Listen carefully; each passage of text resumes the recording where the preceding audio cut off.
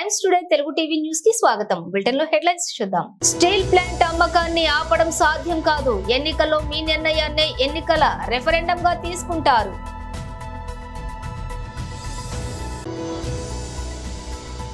పిఠాపురం నియోజకవర్గాన్ని temple circuit గా అభివృద్ధి చేస్తాం. జనసేన నేత అజయ్. మోదీ పీఎం గా 10 ఏళ్లు ఉండి ఏం లాభం లేదు. మళ్లీ ప్రధాని అయినా ఒరిగేదేమీ లేదు. ముఖ్యమంత్రి రేవంత్ రెడ్డి. అధికారం కోసం రిజర్వేషన్లపై అసత్య ప్రచారాలతో అడ్డదారులు తొక్కుతున్న కాంగ్రెస్. శ్రీమతి తమిళసై సౌందరరాజన్. డీటెయిల్స్ చూస్తే స్టీల్ ప్లాంట్ అమ్మకాన్ని ఆపడం సాధ్యం కాదు. ఎన్నికల్లో మీ నిర్ణయాన్ని ఎన్నికల రెఫరెండం గా తీసుకుంటారు.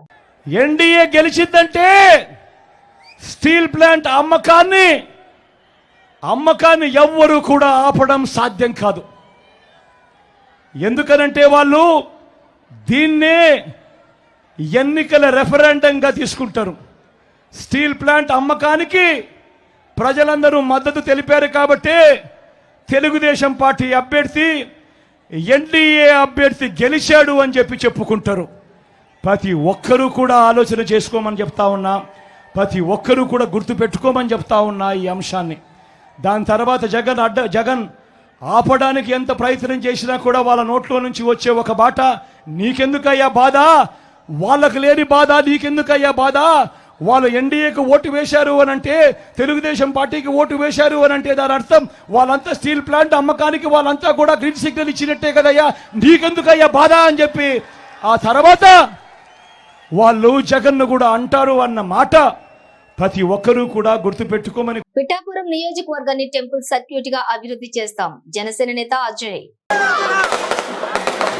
రాయవరపు వారు గ్రామస్తుల్లో పెద్దలకి, పిల్లలకి, జన సైనికులకి, వీర మహిళలకి, గ్రామస్తులందరికీ కూడా మహాలక్ష్మి గారి ఆశీస్సులు ఉండాలని, రాబోయే ఎలక్షన్లో అమ్మవారి దీవెనలతో మన నాయకుడు పవన్ కళ్యాణ్ గారికి బ్రహ్మాండమైన మెజార్టీతో మనం ఏదైతే కోరుకుంటున్నామో 1,00,000 మెజార్టీ పైన మెజార్టీతో అమ్మవారి దీవెనలతో బ్రహ్మాండమైన విజయం సాధించాలని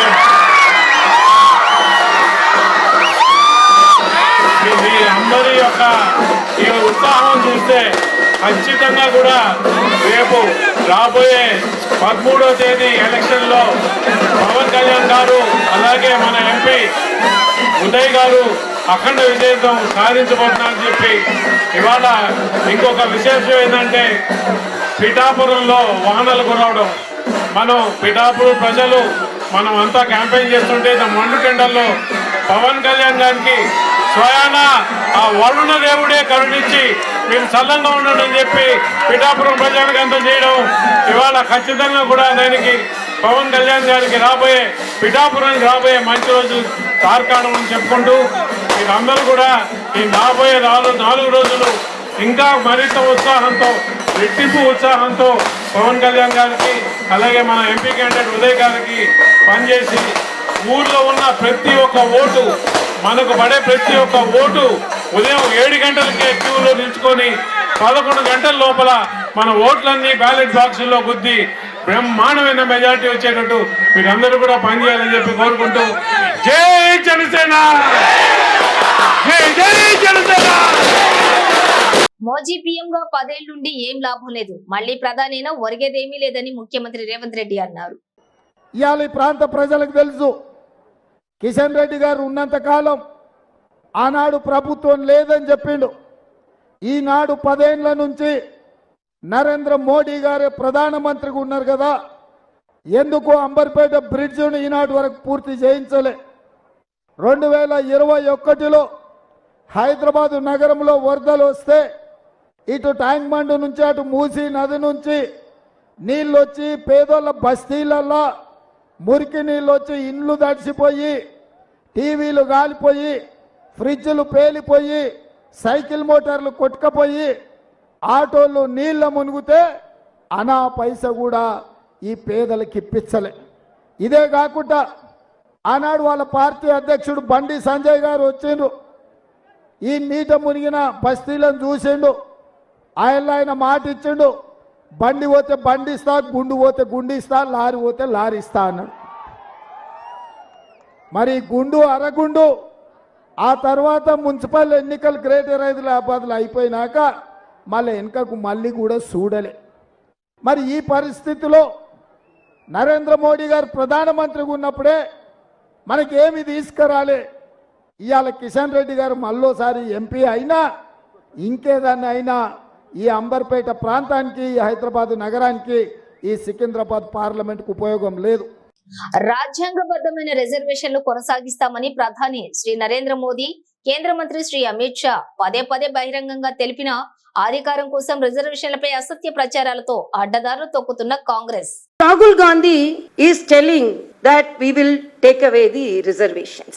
In spite of the clarification from our Honorable Prime Minister, in spite of the clarification from our Honorable Home Minister, and they are alleging that it is the agenda of the RSS, and in spite of the clarification from the RSS leader.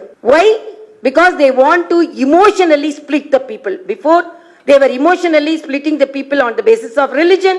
Now they wanted to split the people on the basis of caste. Honorable Chief Minister of Telangana, he has told that Honorable Vajpayee ji was against reservation. 2000, in the year of 2000, he released a data for scraping away the reservations. Vajpayee ji told, I am for reservation, particularly in the month of December 2001, during his address, commitment of the, among the all sections of the people, in the topic commitment of the government to the social justice on 19th December 2001, he says, I doesn't see an end to reservation policy in near future, as its continuation is essential to bring all sections of the society together. Commitment of the government to the social justice. And repeatedly he has told, in another address he has mentioned, I want the reservation to continue, particularly this reservation helps the students from the marginalized section. As on date 2001 he is talking, not less than 10% of the SC girls are educated in 100 districts. Before, who ruled the country? Almost for a half a century, Congress ruled this country. And reservation, particularly, repeatedly, they are fixing a false narrative and building a false fort on that, saying that BJP will take away the reservations. In fact, the Mandal Commission, you know who brought it and who supported it, and Congress addressed 2 hours opposing reservation on caste basis. And they are crying for our ST brothers and sisters. When our Honorable Madam Draupadi Murmu was nominated as the President nominee candidate, if they were supporting the ST population, they should have supported her candidature. But in spite of knowing they will fail, they nominated an opponent candidate, and now they are telling they are for STs, and more number of SC MPs in BJP, more representatives, and in Mudra loan also there is significant percentage of beneficiaries from the SC community, ST community, women, minorities. Repeatedly they want to divide the people, emotionally they want to divide the people, and in spite of clarification, again and again they are false propagating that BJP will take away the reservations. I strongly condemn their. Nandyal జిల్లా ఆత్మకూరు పట్టణం స్వరాజ్ నగర్ లో బుడ్డా వైష్ణవి రెడ్డి విస్తృత ప్రచారం. Srisailam assembly TDP అభ్యర్థి శ్రీ బుడ్డా రాజశేఖర్ రెడ్డికి మద్దతుగా ఆత్మకూరు పట్టణం స్వరాజ్ నగర్ నందు ఇంటింటా ప్రచారం నిర్వహించిన దివంగత మాజీ ఎమ్మెల్యే బుడ్డా సీతారామరెడ్డి కుమార్తె బుడ్డా వైష్ణవి రెడ్డి. సూపర్ 6 పథకాలు, గత టీడీపీ ప్రభుత్వం చేపట్టిన సంక్షేమం, అభివృద్ధిని వివరించిన బుడ్డా వైష్ణవి రెడ్డి మరియు మహిళా నాయకురాలు శిరీష, టీడీపీ అధికారంలోకి రాగానే ప్రతి ఇంటికి త్రాగునీరు, 3 గ్యాస్ సిలిండర్లు ఉచితం, జిల్లా వ్యాప్తంగా మహిళలకు ఉచిత బస్సు ప్రయాణ సౌకర్యం, 16 సంవత్సరాలు నిండిన 59 సంవత్సరాల వరకు ప్రతి మహిళకు నెల 1500 ఆర్థిక సాయం, ప్రతి విద్యార్థికి ఏడాదికి 15,000 అందిస్తామని హామీ ఇచ్చారు. బుడ్డా రాజశేఖర్ రెడ్డి నాయకత్వం వర్ధిల్లాలి, సైకిల్ గుర్తుకే ఓటి అను అంటూ నినాదాలు చేసిన తెలుగుదేశం నాయకులు, కార్యకర్తలు.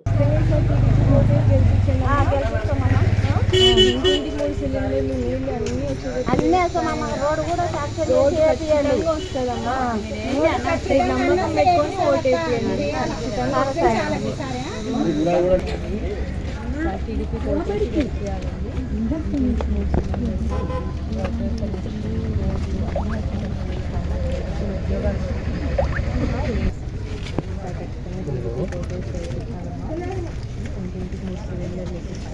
చదువుకునే పిల్లలు ఎంతమంది ఉంటే అంతమందికి 15,000.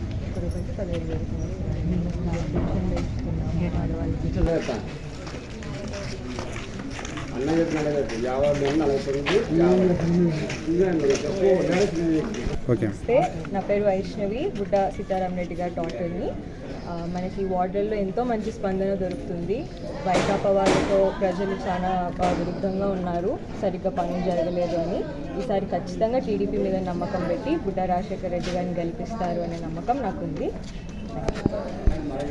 ఈసారి ఇంటింటికి 3 సిలిండర్లు ఇప్పిస్తున్నాము. ఖచ్చితంగా వాటర్ కనెక్షన్ ఉంటుంది.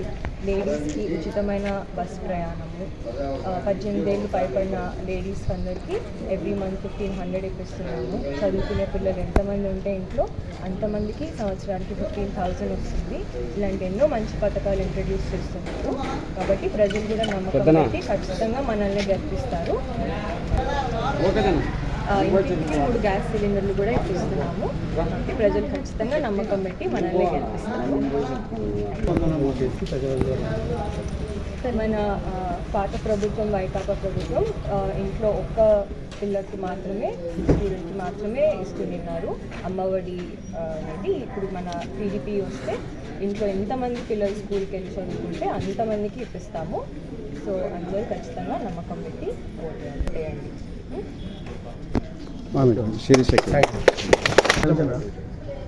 నీ పేరు చెప్పండి. అందరికీ నమస్కారం. మేము 49-50 బూతులలో ఇంటింటి ప్రచారం మన టీడీపీ తరఫున నిర్వహిస్తున్నాం. బుడ్డ రాజశేఖర రెడ్డి గారికి మద్దతుగా బుడ్డ వైష్ణవి గారు ఈ ప్రచారంలో పాల్గొనడం జరిగింది. మా టీడీపీ ప్రభుత్వం ప్రవేశపెట్టిన సూపర్ 6 పథకాలను ప్రతి ఇంటికి చేరవేస్తూ మేము మా టీడీపీని గెలిపించుకోవాలని ఆశిస్తూ ఈ వైకాపా పాలన అంతమోదించాలని ఖచ్చితంగా ప్రతి ఒక్క వీధుల్లో మాకు స్పందన బాగుంది. ప్రతి ఇంటికి వెళ్ళినప్పుడు వారు చేసిన అన్యాయము, వారు చేసిన అరాచకాలను బయట పెడుతున్నారు. ఖచ్చితంగా ఈసారి మా బుడ్డ రాజశేఖర రెడ్డి గారిని శ్రీశైలం నియోజకవర్గంలో అత్యధిక మెజార్టీతో గెలిపించుకుంటామని ఆశిస్తూ జై హింద్, జై తెలుగుదేశం, జై బుడ్డ రాజశేఖర రెడ్డి, జై చంద్రబాబు. ఇక్కడ శ్రీశైలం నియోజకవర్గంలో మనం ప్రతి ఒక్కరం 2 ఓట్లు వినియోగించుకోవాలి. ఒకటి మన బుడ్డ రాజశేఖర రెడ్డి గారికి ఎమ్మెల్యే గాను, మన బైరెడ్డి శబరమ్మ గారికి ఎంపీ గాను 2 ఓట్లు ప్రతి ఒక్కరు వేసి మీ అమూల్యమైన ఓటును వాళ్ళిద్దరిని గెలిపించుకోవాలని ఆశిస్తూ జై బుడ్డ రాజశేఖర రెడ్డి, జై శబరమ్మ. రాజశేఖర రెడ్డి గారి నాయకత్వం, రాజశేఖర రెడ్డి గారి నాయకత్వం, జై టీడీపీ, జై టీడీపీ.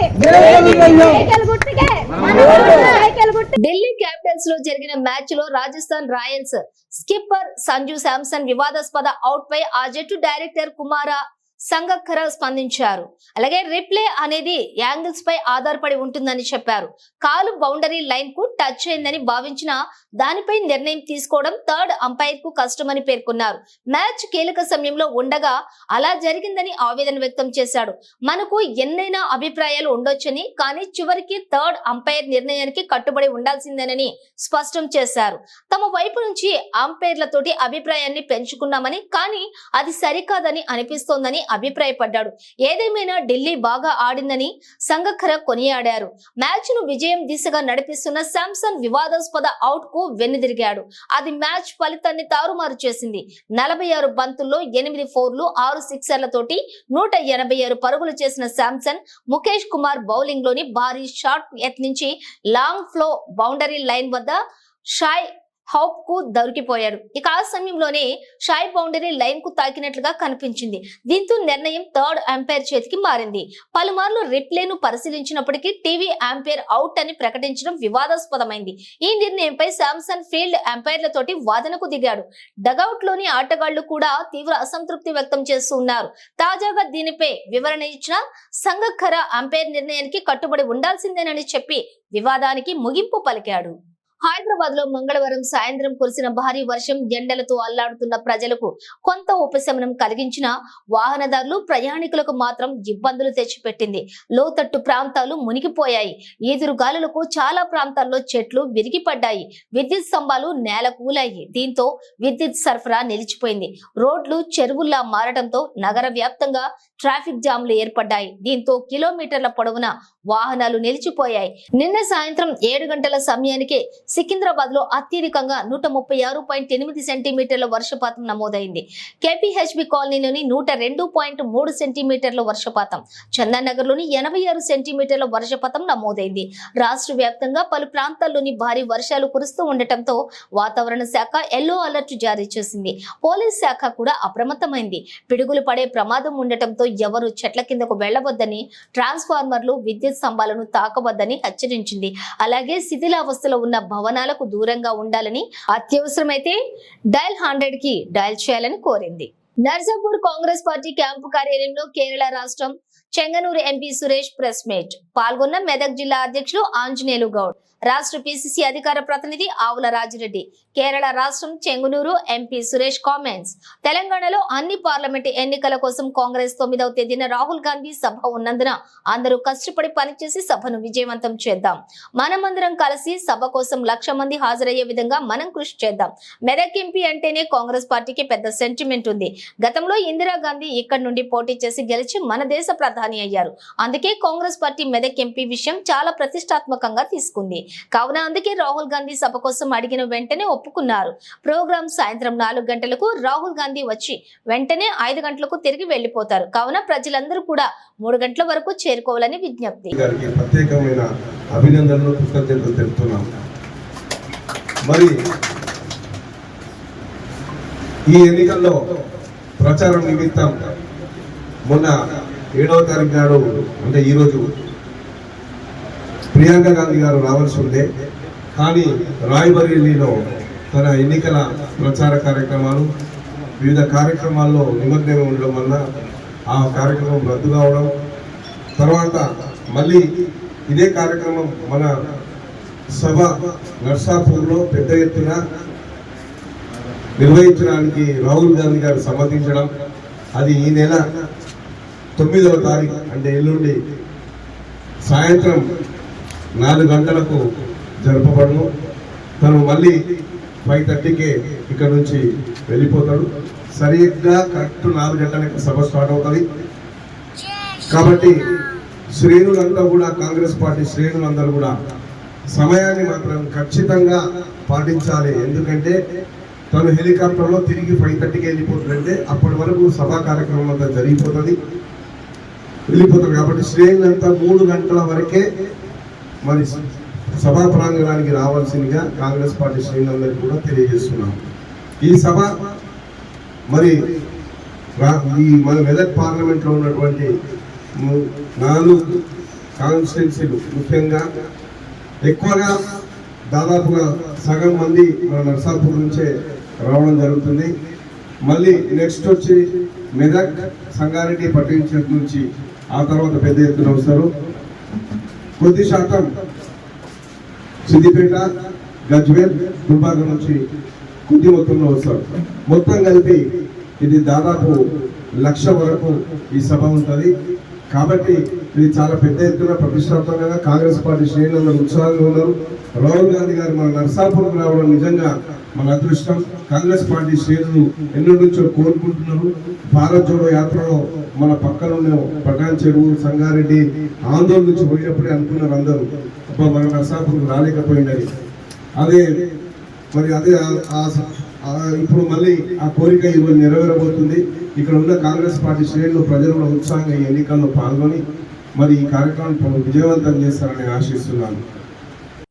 బులెటిన్ ముగించే ముందు హెడ్లైన్స్ మరోసారి. స్టీల్ ప్లాంట్ అమ్మకాన్ని ఆపడం సాధ్యం కాదు. ఎన్నికల్లో మీ నిర్ణయాన్ని ఎన్నికల రెఫరెండంగా తీసుకుంటారు.